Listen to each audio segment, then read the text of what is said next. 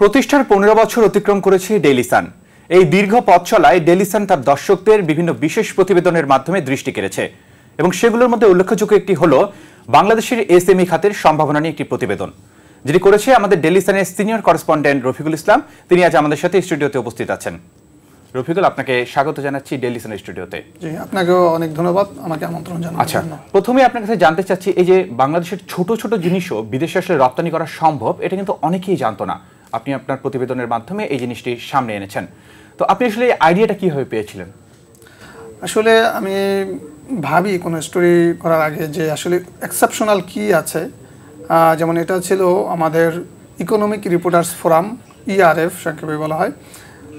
তারা হচ্ছে একটা প্রতি বছরই অ্যাওয়ার্ড দিয়ে থাকে যারা ভালো এক্সক্লুসিভ স্টোরি করে, সেই স্টোরি বিবেচনা করে।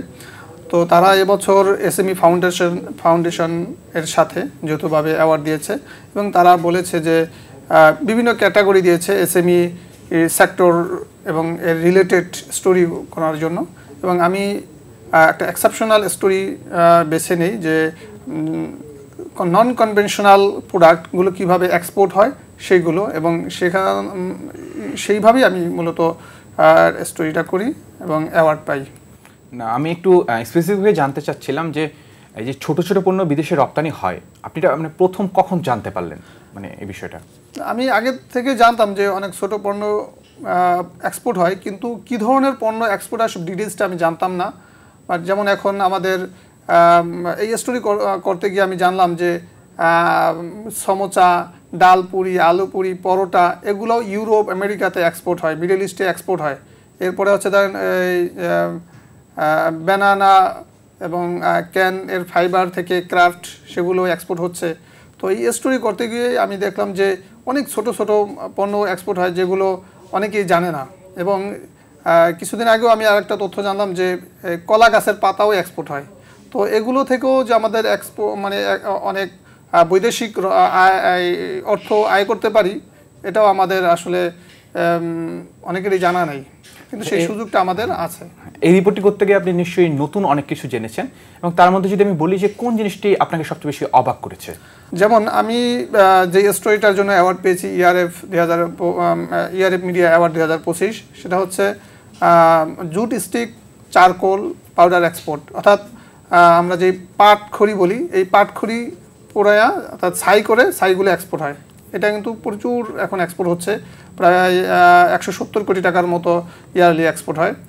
চীন, ভিয়েতনাম, থাইল্যান্ড, তাইওয়ান এইসব জায়গায় এক্সপোর্ট হয়। কিন্তু এই যে ছাইকেও নানানভাবে আমরা যে ইউজ করতে পারি, এগুলো আমরা জানি না। আসলে আমাদের গবেষণা না থাকার কারণে এই যেমন এগুলো আমরা কলমের কালি, তারপরে কসমেটিক্স, বিভিন্ন ড্রাগস, এগুলো আমরা ইউজ করি। এই ছাইগুলো যারা এক্সপোর্টার তারা হচ্ছে এগুলো রপ্তানি করে, এবং যারা ক্রয় করে তারা হচ্ছে এগুলো দিয়ে নানান ধরনের পণ্য তৈরি করে।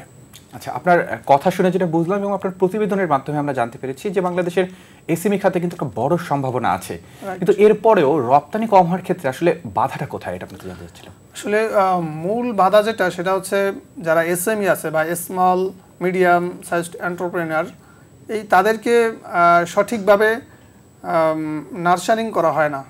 তাদের ফাইন্যান্স টু অ্যাক্সেস, অর্থাৎ যারা ইউনিভার্সিটিতে আমরা জানি প্রতি বছরেই প্রায় 2 লাখেরও বেশি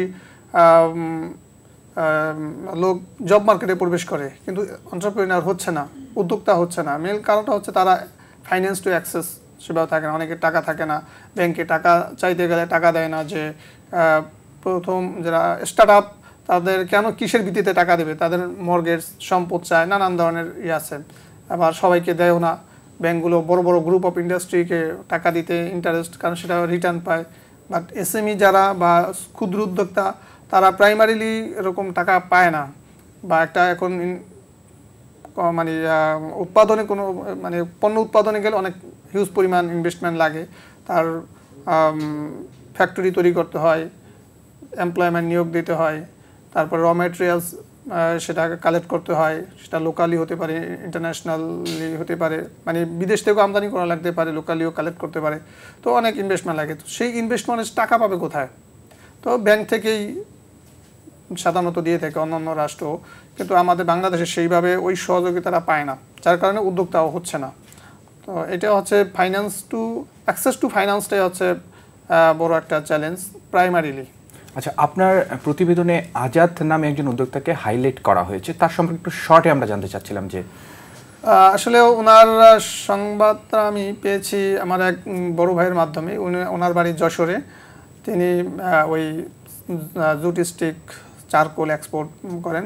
উনি ঢাকা ভার্সিটি থেকে ইকোনমিক্সে পড়াশোনা করছেন। এরপরে তিনি এই যে এগ্রিকালচারাল বাই প্রোডাক্ট কীভাবে এক্সপোর্ট করা যায় সেগুলো নিয়ে তিনি চিন্তা ভাবনা করেন এবং যে পাটখড়ি পুড়িয়ে ছাই করে সেগুলোকে তিনি এক্সপোর্ট করা শুরু করেন। এখন তিনি চায়না, থাইল্যান্ড সহ বিভিন্ন দেশে এক্সপোর্ট করে। আচ্ছা, বর্তমানে বাংলাদেশের এসএমই পণ্য বিশ্ববাজারে আসলে কেমন গ্রহণযোগ্যতা পাচ্ছে আপনার দৃষ্টিকোণ থেকে? বিশ্ববাজারে এখন প্রচুর ডিমান্ড আছে বাংলাদেশি এসএমই পণ্য, বিশেষ করে যেগুলো পাট, জুট অ্যান্ড জুট গুডসগুলো আছে সেগুলো, বা লেদার গুডস, এগুলো অনেক ডিমান্ড আছে। তো সেই ডিমান্ডগুলো আমাদের কাজে লাগাতে হবে আসলে।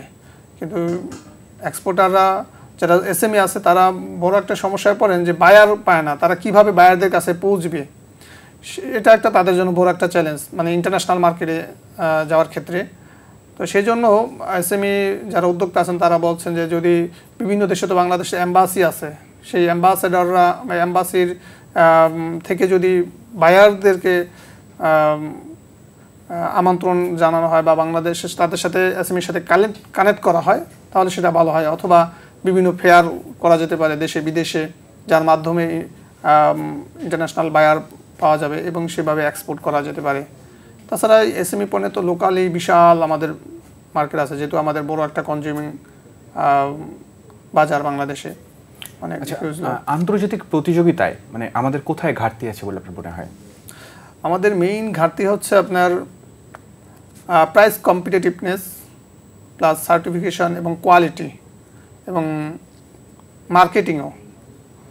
কারণ প্রপার মার্কেটিং না করলে মানুষ কিভাবে জানবে আমাদের যে একটা প্রোডাক্ট আছে। মানে সিম্পল একটা উদাহরণ দিই, কিছুদিন আগে আমি অনলাইন থেকে আমার ওয়াইফের জন্য কয়েকটা 3 পিস বানালাম, দেখলাম যে মার্কেট থেকে ভালোই বানায় আর কি। তো এটা হচ্ছে কীভাবে জানলাম, তারা ফেসবুকে বুস্টিং করে নানানভাবে, এইভাবে আমরা পেয়েছি।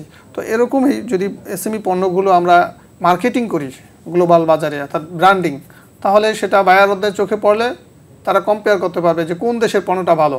আপনি জানেন যে বাংলাদেশে আরএমজি যেটা রেডিমেড গার্মেন্টস, সেটা কিন্তু গ্লোবালি এখন 2nd পজিশনে বাংলাদেশ আছে, অনেক দিন আগেই সেটা অর্জন করেছেন। তো এটা কিভাবে করেছেন? বাংলাদেশের প্রোডাক্ট কোয়ালিটি প্লাস হচ্ছে ব্র্যান্ডিং, নানান কারণে এখন বাংলাদেশ এবং প্রাইস কম্পিটিটিভনেস, বাংলাদেশ এখন বিশ্বের 2য় অবস্থানে আছেন এবং সামনে আরও ভালো করবে, এটা তাদের প্রত্যাশা। এখন আমাদের বাংলাদেশের যেই এক্সপোর্ট হয়, টোটাল এক্সপোর্টের 80%-এরও বেশি হচ্ছে আরএমজি এক্সপোর্ট হয়। সুতরাং এই সেক্টরটার উপরে আমাদের ইকোনমি, বলা যায় RMG is a backbone of our economy. আচ্ছা, সর্বশেষ আপনার কাছে জানতে চাবো যে এই মুহূর্তে দাঁড়িয়ে বাংলাদেশের এসএমই রপ্তানি এগিয়ে নিয়ে যেতে কোন 3টি পদক্ষেপ সবার আগে গ্রহণ করা উচিত বলে আপনি মনে করেন? 1 নম্বরে হচ্ছে মার্কেটিংটা, 2 নম্বরে হচ্ছে প্রোডাক্ট কোয়ালিটি, 3 নম্বরে হচ্ছে ট্রেড ফেয়ার, যার মাধ্যমে বায়ার কালেক্ট করবে। রফিকুল, আপনাকে অসংখ্য ধন্যবাদ আমাদেরকে সময় দেওয়ার জন্য। আশা করি আপনার এ ধরনের বিশেষ রিপোর্ট তৈরি করার ধারা অব্যাহত থাকবে। আপনাকেও ধন্যবাদ এবং দর্শকদেরকেও ধন্যবাদ। দর্শক, ছোট ছোট পণ্য যে বিদেশে রপ্তানি করা সম্ভব, এই জিনিসটা কিন্তু বাংলাদেশের অনেক মানুষই জানতো না এবং সেটি জানতে পেরেছে এখন ডেইলি সানের প্রতিবেদনের মাধ্যমে। আমরা আশা করছি সামনে আপনাদেরকে এ ধরনের আরও নতুন নতুন বিশেষ প্রতিবেদন উপহার দিব এবং সেই পর্যন্ত সুস্থ থাকুন, ভালো থাকুন, ডেইলি সানের সঙ্গেই থাকুন।